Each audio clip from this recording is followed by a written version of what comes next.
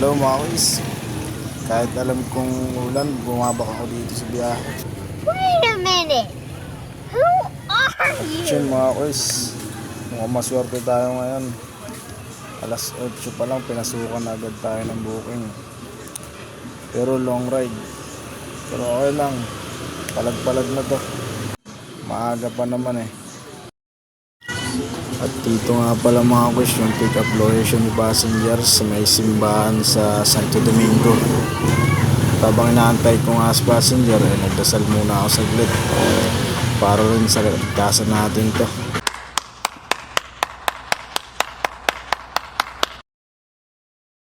Dito nga pala yung drop off natin mga kuis, sa Pasig, dito sa Gas Tower Condominium. Ito nga pala yung kinita natin dito mga kuis, pero hindi pa talaga yan yung sa atin dyan ha. Bali may porsyento pa dyan si Grab. Yan yung kinita natin, 177. Na rin tayo dito ng pangalawang booking natin mga kuis. Yun, 5 minutes pa lang pumasok na agad. The best ka talaga Grab. Bali kasi mga kuis, kaya talaga tinutumal yung ibang rider. Kasi kasalanan din naman nila. Sobrang aarte kasi nung iba. Sobrang pilis sa mga booking na pumapasok sa kanila. O kasi kung ano yung pumasok sa akin, palag-palag na yun. Kahit sa ibang bansa pa yan. Sa ganap na 8:43 PM, ang rutang ito ay walang bayad. Ngayon pala may bagong update si Grab. Dati wala tong building na to eh. Bago lang to. Yan o, tinuturo niya na kung saan talaga pipick upin. Kasi sobrang hassle naman talaga minsan ng Grab food. Tumungo sa silangan. Hindi mo alam kung saan mo Pagkatapos ng kukunin eh. 20 metro, lumiko sa kanan papunta sa Opal Road. Pero kahit may ganyan, nakakalito pa rin yan. Kailangan mo pa rin talaga magtanong sa guard. Bago nga pala ako dumiretso, chinecheck ko munang mabuti. Kasi minsan pinapaikot-ikot lang tayo. Tapos hindi natin namamalayan.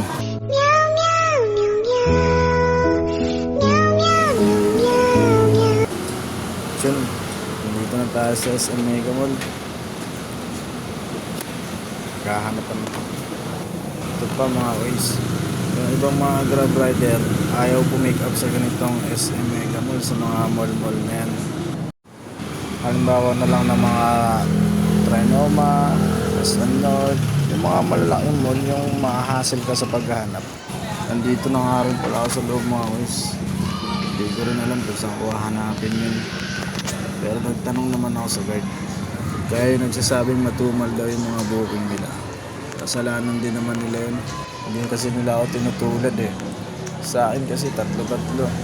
Grab Express, Grab Food, Passenger. Kahit alin dyan, palag-palag yan. Ayun, nakita na natin mga kuis. Nandito lang pala sa second floor. Nabutan nga pala natin dito si Katropa. Pumipick up din siya ng Grab Food. Okay na po yung 368. Ito nga pala yung sinasabi kong hassle. Kasi wala pa raw. Lumabas nga muna ako saglit dito. Dapat eh.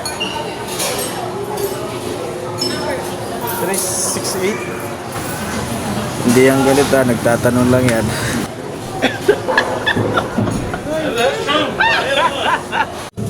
Ayun, okay na mga kuis. Sabak na natin to. Wala nga pala akong bag dito mga kuis, kaya hindi ko rin alam kung saan ko ilalagay ito. Hindi pa kasi ako nakakabili. At wala rin akong planong bumili. Aray ko! Ginamitan ko na nga lang pala ng malupit na diskarte dito. Yung iba sinasabi na sobrang tumal nga dahil sobrang dami na ring rider ngayon. Oo, sobrang dami ng rider ngayon mga kuis. Pero kung ikukumpara nyo sa ibang mga rider, bakit yung iba hindi naman tinutumal? Kaya may papayo ko lang sa mga tinutumal dyan. Tanggapin nyo lang ang tanggapin kahit sobrang layo, sobrang hassle nyan.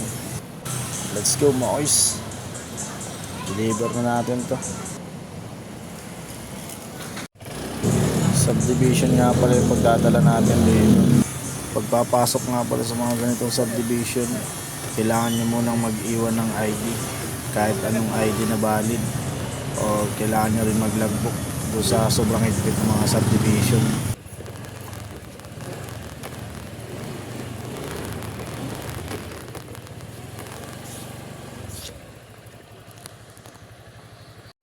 Nahatid na natin dito kay sir. Thank you po. Pakicheck ako sir. Sino yan? Salamat. Ito nga pala yung kinita natin dun sa delivery na yan. Dito na rin ako nag-antay ng booking. Yun, pinasukan agad na naman tayo. Kaso nga lang, long ride na naman to mga guys. Pero palag-palag na yan. Yung pick-up location nga pala natin dito, nandito lang sa katabing building nila. Kaya di tayo mahirapan maghanap. Ito pa, yung ibang mga rider pag sobrang layo ng pick-up location, ayaw nang tanggapin. Ganun din naman ako pag minsan.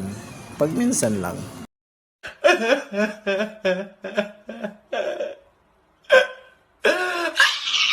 Nung nakarating nga ako dito sa pick-up location ni ma'am, agad-agad ko na siyang minessage para makaalis na kami agad.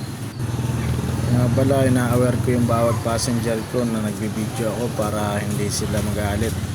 Dito nga, kinukuha ko yung ID ko dun sa bike. Vlogger ka pa, kuya.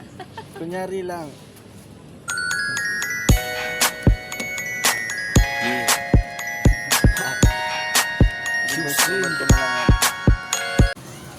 Doon dito nga, nakarating na kami.